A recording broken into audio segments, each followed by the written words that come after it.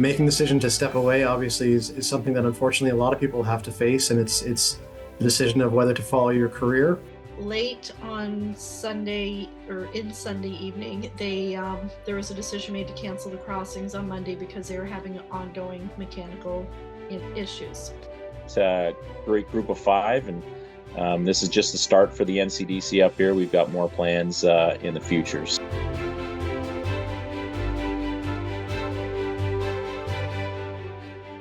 Welcome to This Week Uncut, where we take a look at the week's top stories from CHCO-TV and The Courier. I'm Nathalie Sturgeon. And I'm Vicki Hogarth. We're beginning this week in Grand Manan, where there was a bit of an issue with the Grand Manan adventure. And it comes at a time when already emotions are high. It's graduation week, so this did complicate issues for many people either on the island or hoping to get there for these important events, these milestone events. So we asked our summer reporter, Aidan Raynor, to look into what was actually going on the island, and he was able to kind of navigate that and find some people who were either stranded or had issues with transportation. So Aidan, what did you find out about the impact to islanders that the Grand Manan adventure was down? Well, Natalie, this was certainly an inopportune time for any ferry to go down. They had the Grand March and the prom for the high school on the Monday night, and so that left students scrambling to get prom suits and dresses and even the hairstylist. I put out on the community's Facebook page, like, hey, how did you guys get around this situation? And like my comment section was just filled with these stories of people trying to get on and off the island and things, and that's when they told me that the hairstylist had gotten a ride from a local fisherman that was going over to just pick up a suit, and he was kind of bombarded with a lot of other requests and family members stuck on the other side. What a Charlotte County solution. It is the resiliency of islanders. We've seen it happen many times before. I know when we were covering the Swallowtail Lighthouse restoration on the island, it was amazing how many people stepped up to just be a part of bringing things to the very hard to access lighthouse. But this is just another example of how they pull together and get through. Yeah. But it wasn't the only issue, I guess, prom and graduation. What else did you find out about the folks that were over there? There were 2 other kind of major impacts that I experienced when I was kind of speaking to folks on the ground. It was the impact of visitors. Tourist season is like just ramping up. I think these past couple weeks it's been severely increasing, and there were tons of visitors that were stuck there. I was able to speak to a seniors home in care home worker that lives in Woodstock, and who is a relative on the island. She was there visiting her sister and was stuck and had to take shifts off, which is really hard for seniors that need the constant care. And she was saying, I put out only a certain amount of food for my cat for the days that I knew I was going to be gone. And she was stuck on the island. So it was very good. She said that she had neighbors that she would be able to call, but she only planned to be there for a couple days. It was nice that she was able to stay at her sister's, but there were other people that were really quite stuck, and the town stepped up. And I know there was a couple people. There was a lot of hotels that stepped up to give rooms at a different rate for the people stuck on the island. And this would go both ways too, where you have people coming to the island who aren't able to get to these hotel rooms they've booked, and anyone who's spent time on Grand Manan in the summer knows there are some days you can't find any place to stay on the island. There's a lot of bird watching, really incredible stuff going on. I'm still on a wait list for a puffin tour this summer, no joke, so I know how incredibly busy they are. So this must have an impact, even just for one night, on the tourism season and that short window that we do have in this part of the world. Oh, certainly. And not only was it impacting tourism, it also impacted the industry on the island.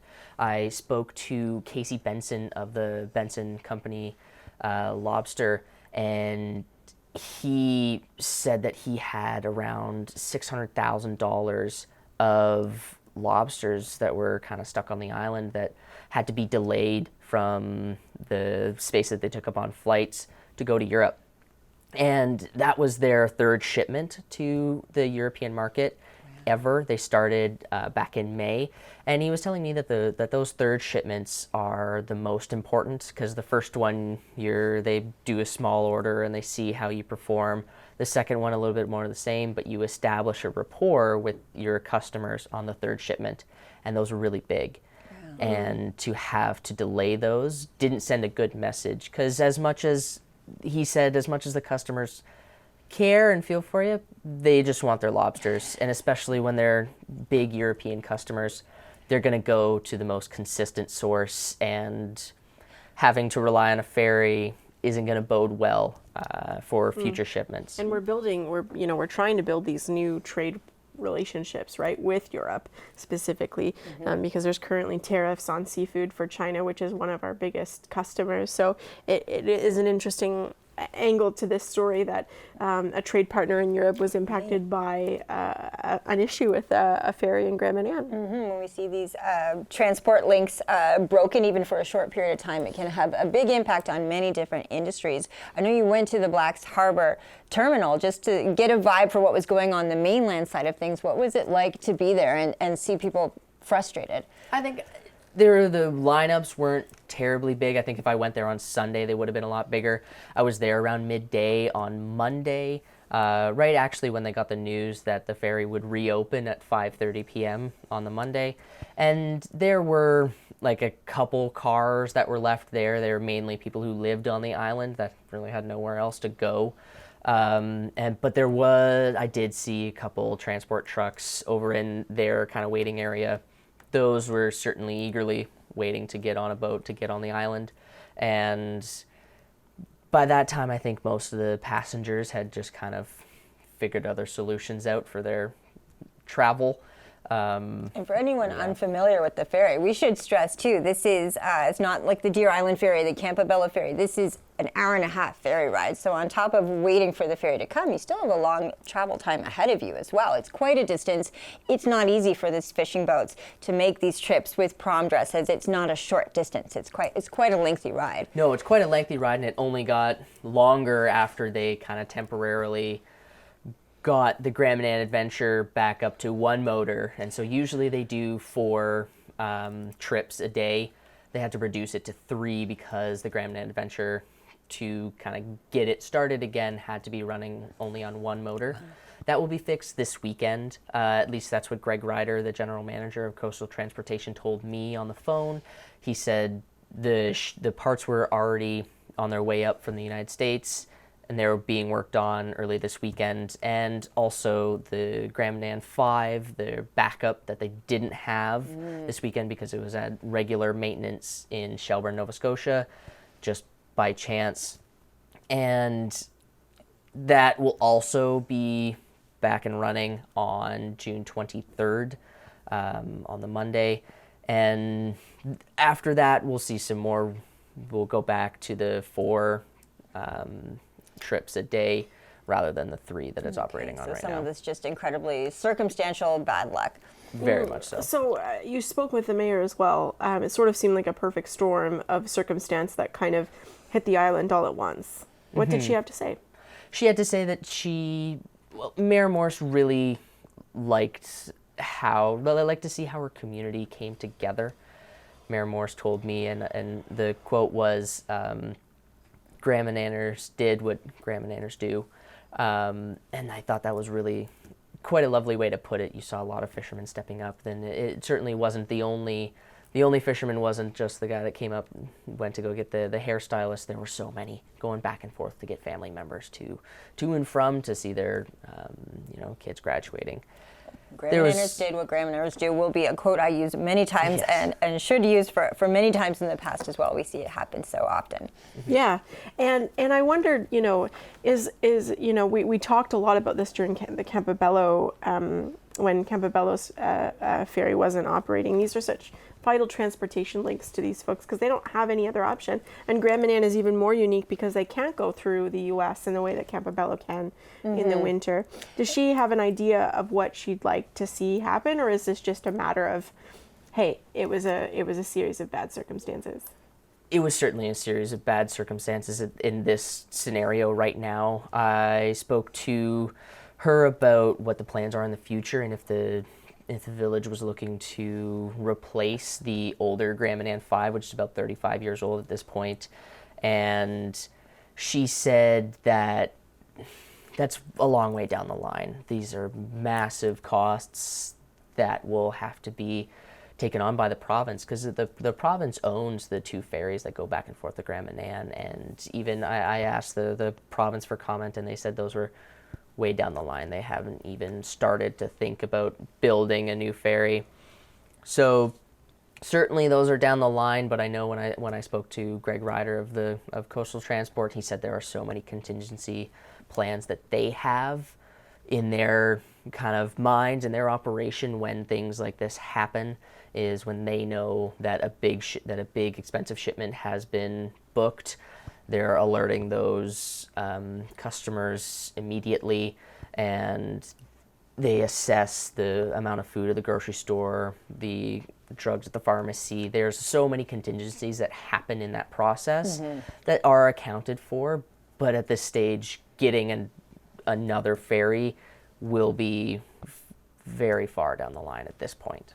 When the ferry went over to Black's Harbor at 1:30, it tied up for mechanical issues, and then subsequently canceled later crossings throughout the day as they were assessing the situation.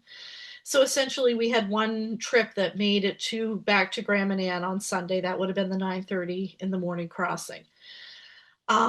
So late on Sunday, or in Sunday evening, there was a decision made to cancel the crossings on Monday because they were having ongoing mechanical issues. And so while they were in the process of assessing, they were canceled. In the meantime, the Grand Manan 5 is down in Shelburne for its regular 2 years maintenance. It has to go to dry dock every 2 years for inspection and those type of things. It was due to be back in Black's Harbor a week ago. It had mechanical issues once it was launched and had to return to dry dock. The part for the 5 also arrived Sunday night. Cleared customs. It arrived at 4:15 into Halifax, had to clear customs, all those things. So yesterday they started working on the 5. Yesterday mid-afternoon, it was somewhere between 2 and 2:30, we got word from Coastal that they had received permission to operate the Grand Manan Adventure on one engine, which is what it's doing right now. So it left Black's Harbor at 5:30, came to Grand Manan, went back to Black's, and then came back last night. And I know it was running late, but I'm not sure how late it was when it finally made it back to the island.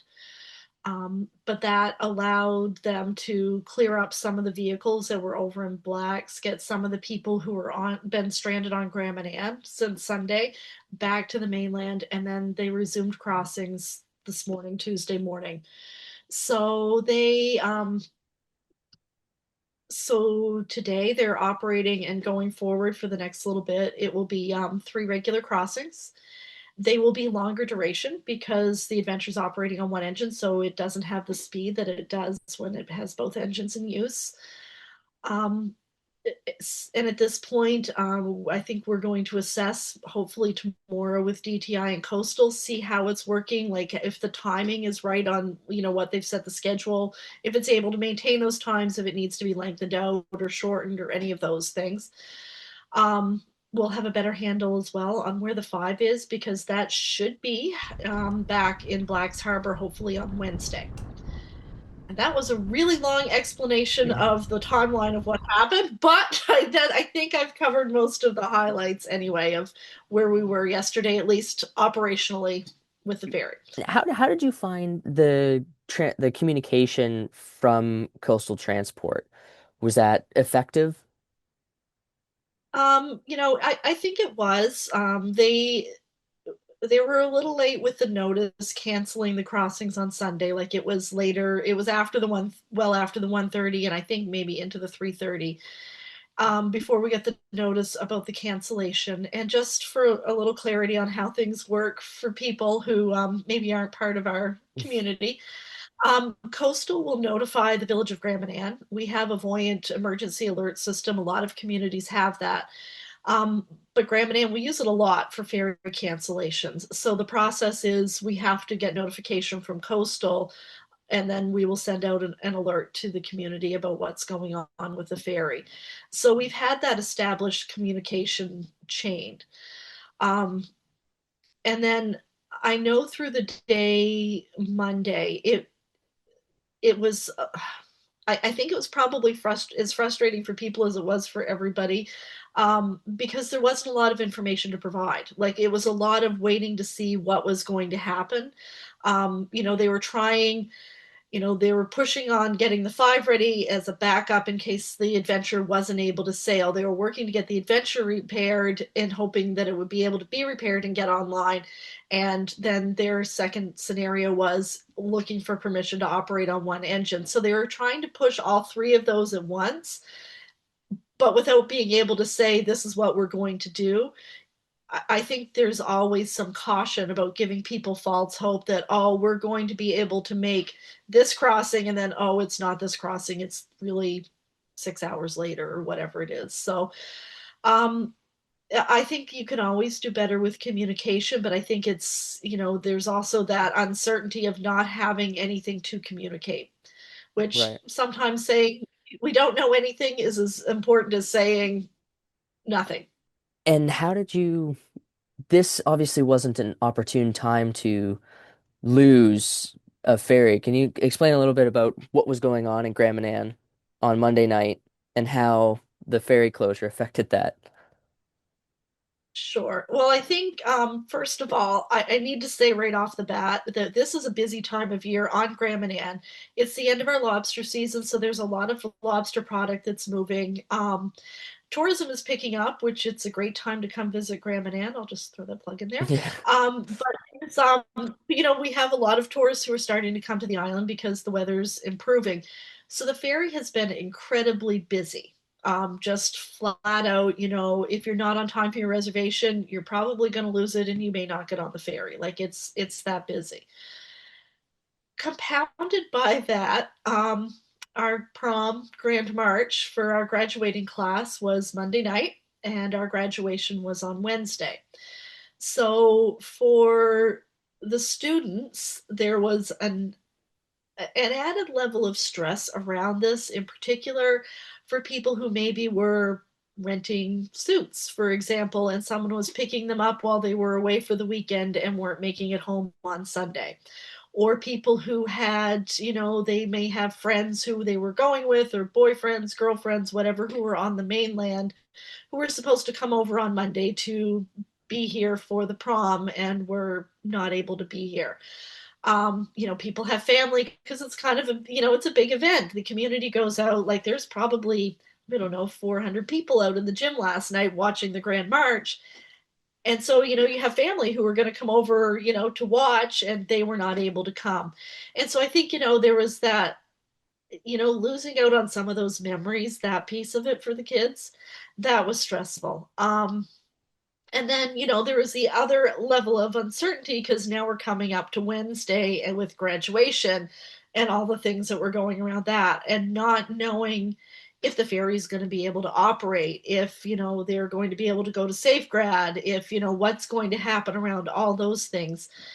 I think graduation is a huge deal, and, we really want to celebrate these kids because they, it's a big deal to graduate. And having that, not knowing if the ferry was going to operate, I think it just for them, it was like it sort of compounded what can already be a little bit of a stressful situation.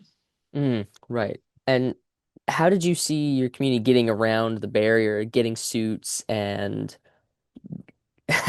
hairdressers onto the island? Uh, well, Grand Manan did what Grand Manan does is, we figure it out ourselves. And so, really saw people rallying to go to the mainland in fishing boats in particular. There were a number of different boats that went, whether it was Sunday night through Monday. And, you really saw people kind of posting like, hey, I'm going at this time if you need anything. We saw family and friends on the mainland saying, hey, if you need a place to stay or you need a ride, let me know. We'll deliver something. So that's really a cool thing about being part of this community and having that extension of family who are on the mainland, who are willing to say, hey, we get that this is a tough situation. What can we do to help? I was down to visit my family for the weekend, and we were supposed to catch the last ferry out on Sunday. which would be like the 7:15 ferry to get back home so I could go to work for this morning, and found out that the ferry was, well, actually I was here in the afternoon and the 3:30 ferry was canceled. So I thought, okay, I'll still get on the 7:15 one. You know, they were doing work on it. Mm-hmm. And then found out that that was canceled too. So we thought it was going to be fixed and be over here in the morning. So I would be able to get on the ferry today to get back home. And it's still not fixed. There's no ferries running today at all. And so now I'm waiting to get home tomorrow at some point. So I'm And- still on standby waiting to catch the ferry to get back home. Oh, geez. And what do you do for work, and like what are you missing today? I work for Kindred Home Care. We're a home support worker based. I have 2 clients back in Woodstock that have to have fill-ins because I'm not there. Okay. So I'm missing work. I've missed all of today, and I'll miss part of tomorrow, and maybe even all of tomorrow. It's according to if they get the ferry fixed or not. And I really can't afford to be missing work. Like, I really can't afford it. But I'm not blaming anybody. It's not anybody's fault. The workers are stuck over there too. In Black's Harbor, they're all stuck there waiting to hopefully getting this thing working. There's been fishing boats going back and forth, carrying people back and forth, you know, just to get people home or away or whatever they need to do. It's frustrating. And we have a second ferry down here, but it's not on yet. It's still in dry dock, or else we Right. probably would be okay. And how is that impacting the people who you like work with in Woodstock and like? Well, I have regular clients and they're used to me, and they're used to the way I do things. I'm used to them. We have certain ways. And when I'm not there, they have to have someone go in my place, and they don't do things the same. And sometimes it can put stress on the clients if they don't do things the same way. They're not Mhm. used to it, or, you know, we're familiar with our clients, and you kind of develop a relationship with them, you know, and it's hard on them. We'll be right back with more of This Week Uncut after this. Just want them to remember that it's the little things that count. The day-to-day, the mundane, and the insignificant. These moments will help you to be resilient, compassionate, and ready to take on the world.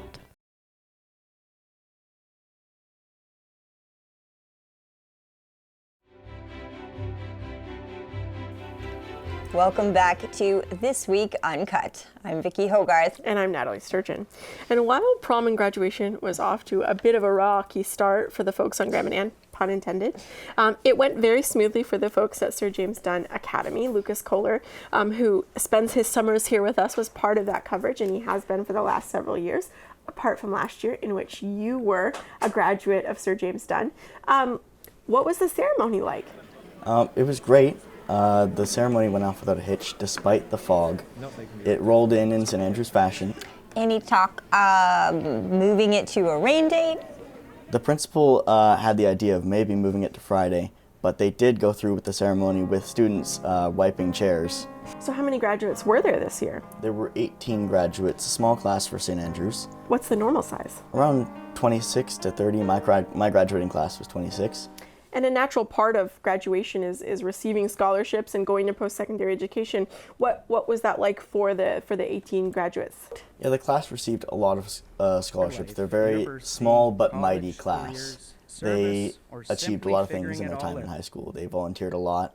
And one of your friends actually had a very special role in the graduation. Can you tell us about that? Yeah, Clara Blanchard was this year's valedictorian. She talked about how the class was referred to as the brick, or the responsible ones in the school, or the break from the other classes. So a small but mighty class of 18 if they are the responsible ones and making that big an impact on their school. Yes, and I absolutely love the last quote in your profile, which was, "Good luck to the next class," because this one was so good, right? A little bit of a mic drop there for everybody. Or it could be that your class set a very different standard and, Yeah, my and class led the was way for not this great. wonderful class. And she won an award herself. Yeah, she won the Leif Locke Aspiring Writers Award, which is awarded to creative writers that will be going into post-secondary. And she'll be going to where? She's going to Dalhousie to pursue a Bachelor of Arts and maybe a degree in education. Let's take a listen to Ms. Blanchard's speech at the Kira Amphitheater. It is my privilege to introduce to you the valedictorian of the class of 2025. She is an energetic individual who has worked hard to improve our school and our community. She has been an active member of our graduating class, our soccer team, our basketball team, and you do not want to receive her volleyball serve. She is a top academic student, and she has attended many songwriting workshops and performed on stage for many community events. At this time, I invite Clara Blanchard to present the valedictorian address.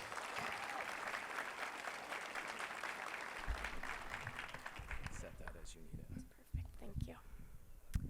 Good afternoon, everybody.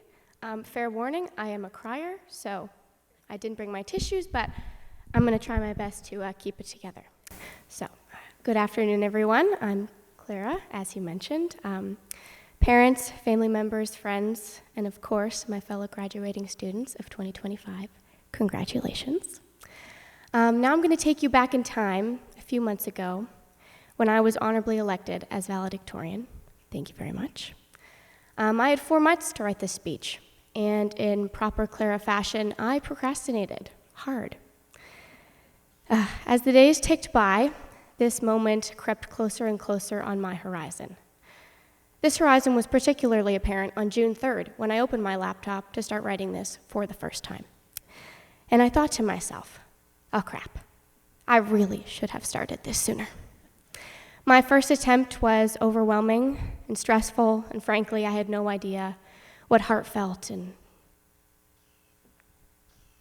empathetic message I was trying to encapsulate. I mean, how could I ever choose? With a class whom I view as a second family, I was spoiled for choice. I went back and forth with a few ideas. I could have talked about the familial feel of a class that has known one another since preschool. Or maybe how, despite our differences, we've always been a unit. Or maybe how, since 6th grade, we have been referred to as the break or the responsible ones by the teachers. Now, as true and as wonderful as those all are, none of them really sat with me correctly. Each one felt like a given. I mean, look at our class. We're from St. Andrews. How could we not be a family at the end of the day? Instead, I asked myself a different question. What is it exactly that makes us this way? There was no single pivotal moment or life-altering event that shaped us into who we are today. No dramatic turning point molded us. Instead, our growth was steady, a powerful, quiet evolution into who we are. The puzzle pieces that make up our identities come not from grand gestures, but from every small act of kindness we extended, every time we forgave, even when it was hard, and every responsibility we took seriously. It's in these consistent, everyday choices that we became the people we are now, resilient, compassionate, and ready for what's next. Now, if you've ever had the privilege of meeting Mr. O'Leary, you'd know he is the heart and soul of SJDA. And as students here, we've come to expect his speeches. Always thoughtful, always heartfelt, and always just what we needed to hear. Recently, during our Walk of Fame at VMES, our class was lucky enough to receive one of our final Mr. O'Leary speeches. It struck a chord with me for a few reasons. One, I cried like a baby, and second, it gave me the final piece I needed for this very speech. Mr. O'Leary spoke about the 2 most important things we could offer each other: a genuine thank you, and the question of how can I help? Simple, but powerful. And honestly, as he spoke, I thought there's no better way to describe our class. We are a group of leaders, planners, captains, coaches, fundraisers, and just people who know how to show up. That was Sir James Dunn Academy valedictorian Clara Blanchard delivering her speech at Kira Amphitheater this past Thursday. Now we are sticking with Lukas and sticking in Charlotte County with more exciting news. This has to do with hockey, and no, I'm not talking about the Stanley Cup. In fact, I will try very Still hard not to talk emotionally about it. I'm still emotionally recovering from recovering. Exactly. But we do have some exciting news going into the 2025-2026 season of hockey right here in Charlotte County. Lukas, tell us about 2 new teams we are getting here and what this means for the area. Yeah, we've got 2 new teams coming to Charlotte County, 1 team to St. Stephen, 1 to Eastern Charlotte. The team in Eastern Charlotte is the Kingfishers, and the team in St. Stephen is the Seawolves. The Seawolves will play out of the Garceland Civic Center, and the Kingfishers will play out of the Eastern Charlotte Recreation Center in Blacks Harbor. So this is part of the National Collegiate Development Conference. So Yes. basically this means they're high school age hockey players. High school and college. Okay, and they'll be So- building with local families, so it'll be Yes. similar to what we saw with the Aces back in St. Stephen, but at the high school level. They'll be going to their local school, so the Kingfishers, if they're in high school, they'll be going to Fundy High, and then the Seawolves, if they're in high school, they'll be going to St. Stephen High. But they could make the drive to MBCC here, or they could go to a university somewhere else close, like St. John or Fredericton. But nevertheless integrated into the community, a part of the fabric of who we are. So that'll be exciting they'll to follow. Hopefully here by the end of August. But the expansion of those teams isn't exclusive to Charlotte County. There's some other ones that you were able to Yes. find out as well. Yeah, there's 5 teams total being expanded in the league. There's a team in Woodstock, the Woodstock Slammers, and a team in Maine, the Presque Isle Frontiers. And there's a new team as well coming to Quebec, Quebec City, Universal Quebec. They will be taking the charge in Quebec City. So we'll see some interprovincial, also cross-border rivalry, and hopefully in a way that reminds us that we are really unite over hockey, despite maybe my our interview political. coming up, Ted Colley, he said that he hopes that the rivalry between Canada and the States will spark some words in the stands or on the ice or some interesting banter. And hopefully we will not in see a the league. repeat of the Stanley Cup that we saw this week. So we will be rooting for the Kingfishers and for St. Stephen as well.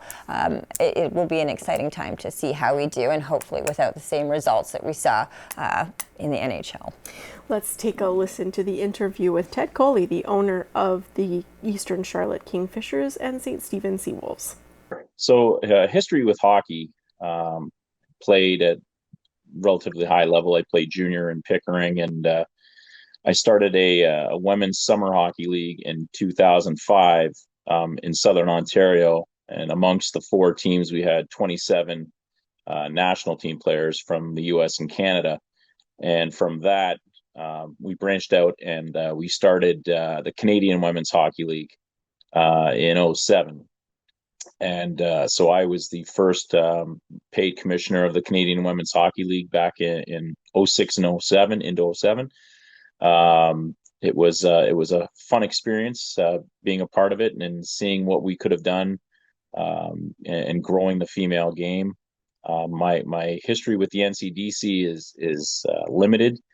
I spoke with Kevin Abrams, who was a contact and a friend of mine from the Ottawa region. Who he was commissioner of the Central Canadian Hockey League for about 17 years and was a special advisor to the USPHL. And we just got we had worked on trying to get an MHL team with 0 results, and we weren't going to wait around. And I put a call into Kevin, and we went from there. And we were going to have a team in just St. Stephen, but we would have had to play all our games on the road, and that wouldn't work. We needed to have a different format and structure up here, and Kevin realized that, and I asked him, what can we do, and he said, well, get a whole division. And I hung up the phone, started working on getting a whole division, and we had 5 teams, and then Woodstock came into the fold. We've still got 5 teams. We had to unfortunately pass by one of the other locations, but we're going to move this forward. We've got a great group of 5, and this is just the start for the NCDC up here. We've got more plans in the future, so it's a great setup. The leadership with the NCDC is incredible. Murray Gunty, who's the commissioner, is a visionary, and his attitude is no mountain is too high to climb. And we've got as I said, we've got Kevin Abrams, and he's been around the game for a long time. He actually used to coach against me when I played. He was the coach in Kingston, and I was in Pickering. It was kind of funny how we reconnected on that. And we've got, Tony Sazowski, who's the commissioner of the NCDC, who has experience with the North American Hockey League prior to coming to the NCDC, and we're fortunate to have these gentlemen in the capacity that we have them in. And I choose Charlotte County for these teams. Why do we choose Charlotte County? Yeah. Okay, so I came out about 4 years ago, just after the Aces had left St. Stephen and went to Fredericton, and I actually was looking to relocate out to New Brunswick. And when I saw that story and I saw a photo of the rink, I said, I'm going to go out and see what we can do. So I sent an email to Mayor Alan McEachern, and he put me in touch with Bob Sweeney and John Heislip and Doug Holland, who were discussing trying to get a team, an MHL team for St. Stephen again. And so that's how it all started. Eastern Charlotte was a little bit of a different story. We were looking for a fifth team, and one of the counselors in the municipal district of St. Stephen, Wade Greenlaw, said, well, what about Blacks Harbor and Eastern Charlotte? I didn't even know Blacks Harbor had a rink still. But I looked online and saw some videos of senior hockey from back in the day, and it was just a nut house. The rink down there was full. It was an incredible atmosphere. It reminded me of senior hockey in Newfoundland in its heyday in the early 80s, where people would hang from would sit up in the rafters to watch the games because there was nowhere to stand or sit. So Wade reached out to Jason Gadet in Eastern Charlotte, and I went down 3 days later and saw the arena, and we sat down and talked, and we said, you know what, this could work here. So it's been great working with both the municipal district and Eastern Charlotte. Eastern Charlotte, they'd never had this level of hockey before, and they've just kind of taken the bull by the horns. And I can't thank Kara Hatt, Adam Hatt, and Jason and the mayor, and the support of council and the business leaders that we've met with for spearheading this effort. And you said that bringing this to Charlotte County would change the Canadian hockey landscape. What do you mean by that? Well, junior hockey in this country has been overseen by Hockey Canada for forever. And I remember back in Ontario about 25 years ago, there was a league that came out called the Greater Metro Hockey League. And they were a pay-to-play league. They weren't shy about saying that. And, even people that I know in the game back then were laughing at it, saying, pay-to-play is never going to work, never going to work. Ha, ha, ha. And, 25 years on, the Greater Metro Hockey League is still here. And every other league in Canada has adopted the pay-to-play model. How are we going to change the landscape? We're a totally different brand. We are tuition free, which means there is no team registration fees. We're offering a pathway for players that is non-existent in this country. We have our games. I think we're probably going to get about 18 games in the United States in the backyards of the 67 Division II and Division III schools that are in our footprint. We're going to be able to schedule games if we want to break away from the league for a weekend and schedule games at a Division II or Division III school for our two teams. It's just a matter of picking up the phone and calling the league. It's that simple. And that's one of the benefits, and that's the way it's going to change, is the fact that we're not going to be tied down with a lot of the bureaucracy. The biggest thing for me with dealing with the Maritime Hockey League, and I still have some people that I talk to in that league, is the fact that they never got anything done. And, it's great to put committees together, but unless those committees actually get work done, there's really no sense in having a committee. And for us, we're a part of an organization, as I stated earlier, with a vision and a plan, and no mountain's too high, and we're executing that plan, and we're not having committees to talk how it's going to affect this and that, or we're not having that. We just don't have that. We're looking to establish ourselves and our brand, the NCDC brand in Canada. We've got a first great couple of steps going in right now, and next year it'll be more of the same. That was Ted Colley, the president and owner of the Eastern Charlotte Kingfishers and the St. Stephen Seawolves. We're going to take a quick break, but we'll be right back with This Week Uncut. I came back, and you never know what the future is going to hold. Retirement's not that far away for me, so you never know what the future is going to look like. So just briefly, I just wanted to look around the table, even though I can only see myself right now, and just say thank you.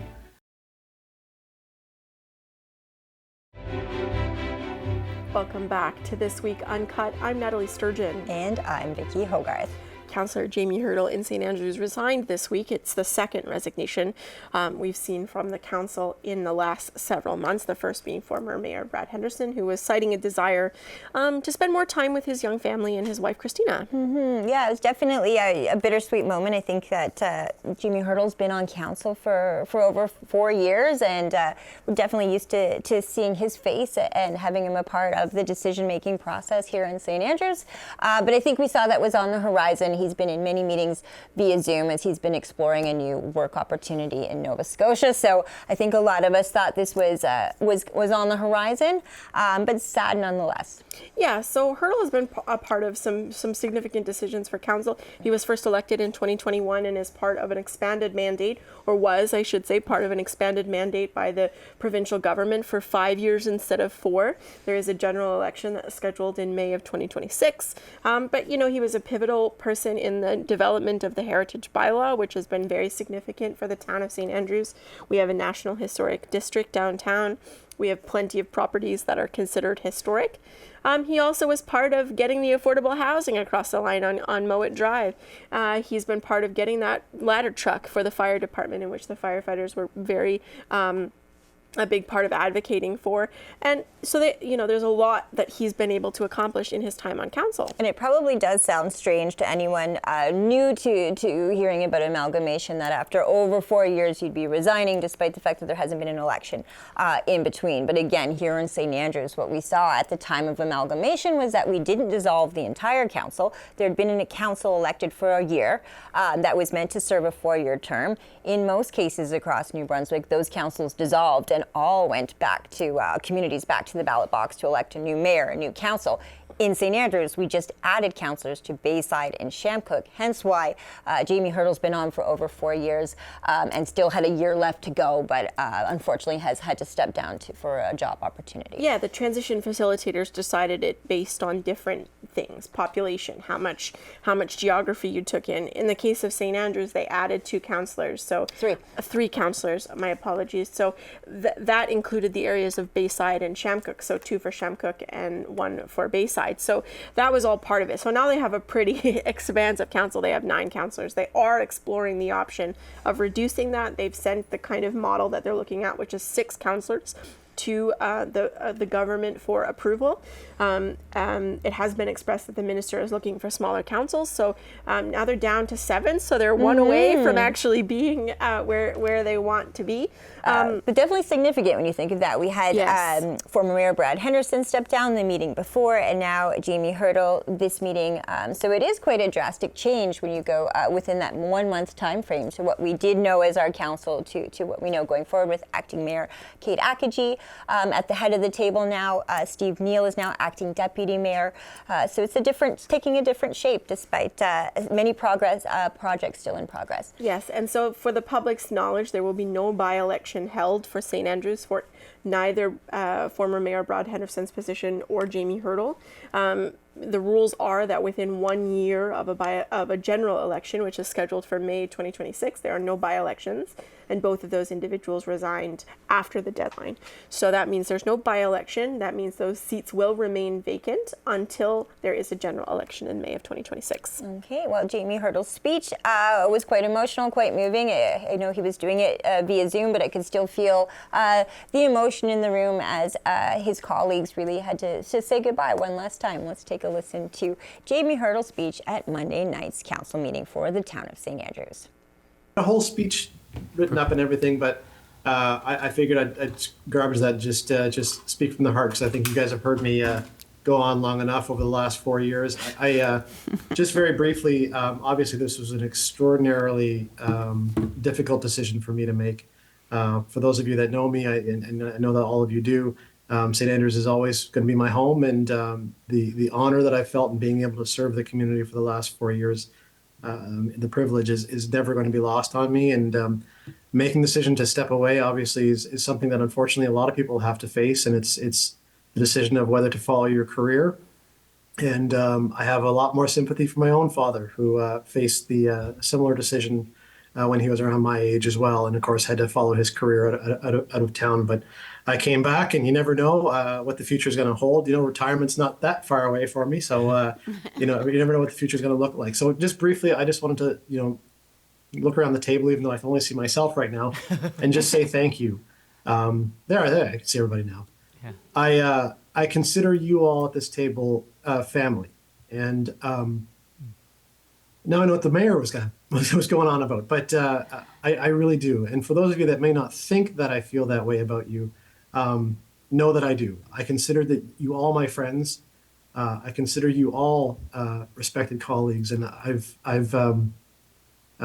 can't say enough about the influence you've all had on me over the last 4 years, and what you've opened me up to over the last 4 years as well. And just again, my ability to speak for the community, speak for my neighbors, has been so extraordinary. So I just wanted to say thank you all for the last 4 years. And like family, I hope you all stay in touch. I can't wait to see what you'll do with the rest of council. But just thank you very much. Thank you, Councillor Hurdle. That was former councillor Jamie Hurdle saying farewell to the St. Andrews Council. We're going to take a quick break, but we'll be right back with This Week Uncut.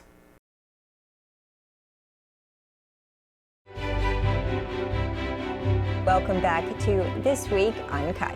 I'm Vicki Hogarth. And I'm Nathalie Sturgeon. I'm still thinking of creative ways to say we've got a lot on the agenda, but we sure do. We sure do, and it's always true. But there is definitely, we've got to find a new way to say we've got a lot going on this week, because we always do. But I know that you have something extra special and extra exciting for you coming up on the agenda. So my very personal passion is Formula One. Anyone who knows me knows that I do not do anything on race weekends. And although I did break that rule last weekend when we went to the conference for local news. But I'm excited that it came to my attention that Grace Lloyd from St. Stephen is actually working with the Mercedes-AMG Petronas Formula One team. Incredible. I know that we brag a lot about some of the people in Charlotte County that have gone on to do these incredible things. It's amazing how much talent comes from this part of the world, but incredible that the young woman from St. Stephen is part of F1, and she is speaking your language because this is your passion. Nathalie does set her alarm sometimes for 3 a.m. to watch races around the world. I hear about them on Monday. I don't do the same.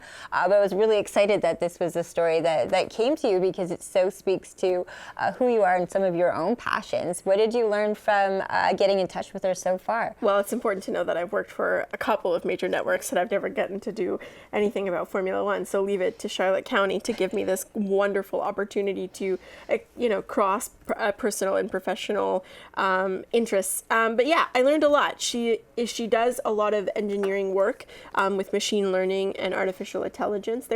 Teams are constantly searching for extra performance in the car.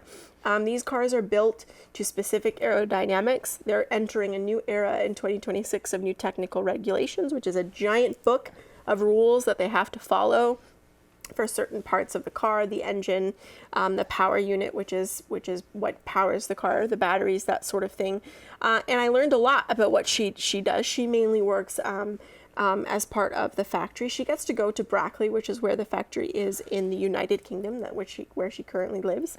And she kind of takes that data, and they work together as a collaborative team to find more performance in the car, so that George Russell and rookie Kimi Antonelli can find performance and get wins and fight for the spot against the top teams. Well, I have a feeling I am going to learn more about cars working with you than I ever wanted to know. But in this case, I'm very excited. I think it's so cool that this is just one of our locals that is going on to do these incredible things. And sometimes these opportunities just come to you. People in Charlotte County can be quiet about their amazing accomplishments, and then you uncover it and think, how have we not talked about this yet? This is absolutely awesome. Yeah, it was so exciting to learn that someone from this part of the world was doing that work. And I'm sure she's not the only one from New Brunswick who is doing that work. And if you are from New Brunswick and you work in Formula One, call me. Yes. We'll talk. I have promised Nathalie we are going on a Montreal road trip to F1 one of these years. I was hoping it would be this year, maybe next year. Yes. Maybe Well, next the year. calendar has been extended to 2035, so I'm very excited. Well, I shouldn't balk at any talk of cars, because next week I will actually be going to hopefully be up in the air above the St. Croix River in a helicopter. Lukas and I are going to check out to see helicopters, flying to see helicopters. They are doing a contest right now. It's based at St. Stephen Airport. That's so we'll be meeting Ron Fournier, who's started this new business venture in our area of doing helicopter rides over Charlotte County. I think there's even talk of maybe doing rides to Grand Manan and things like that. We're going to learn more next week. I know that that's something I can't convince you to do, and I'm perfectly happy because I've never been in a helicopter. And This I'm so team excited. has a propensity for traveling on methods in which I do not enjoy. Ferries? Ferries. Boats. We're talking boats. But no, I'm excited for you. I would love to go with you to see you get on the helicopter and do that fun stuff. I like to be fun adjacent, I suppose. Well, he's also offering people who work in service and tourism the opportunity to be a part of a contest to go on a ride with friends and family if they are the contest winner. And right now you can check out their Facebook page, nominate someone who is a hard-working service industry person who's about to jump right into the heavy summer tourism season. So that's a fun way that he's trying to promote his business, is by offering something to the hardworking people of Charlotte County in the tourism sector who are about to get extremely busy. So a nice way to have your own little vacation before your busiest season. But you and Patrick are also expected to present, I guess, this week in front of the CRTC. Yes, it is a conversation called The Path Forward, and this has to do with how they integrate online streaming into the Broadcasting Act. As you can imagine, running a small TV independent nonprofit station such as ours is challenging just on its own, but we are always up against the latest era of technology, the latest era of how the CRTC is regulating. So we always have something to say, and we appreciate going to the table and give our perspective on how things are happening here. So yeah, again, that will be Thursday. It's a lot of pressure for the 5 minutes you have in front of them to really deliver a message of why what we do is important, how we're being affected by those changes, because everyone is. And sometimes, I think there's a lot of consideration given to the big guys, the Bells, the Rogers, but these changes affect small outlets like ours as well. It's always a pleasure to see you and Patrick advocating for the survival of local This television. time it's about discoverability. When you look at online, I think many of us have smart TVs at home. You see what comes up. These are all considerations that have to be taken into account when we look at the survival of our own Canadian content. So that's really what it's about, is how is Canadian content going to survive as especially international streamers really take over. And in a lot of cases, can be oftentimes not regulated to the extent that they should be, and that does take a dent into what we're able to homegrown produce in Canada. Well, I'm looking forward to what you have to say. Well, I don't want to say I look forward to delivering it. I always get a little nervous right before, but I'll be relieved when it's over, and hopefully we're able to give great perspective from our corner of the world.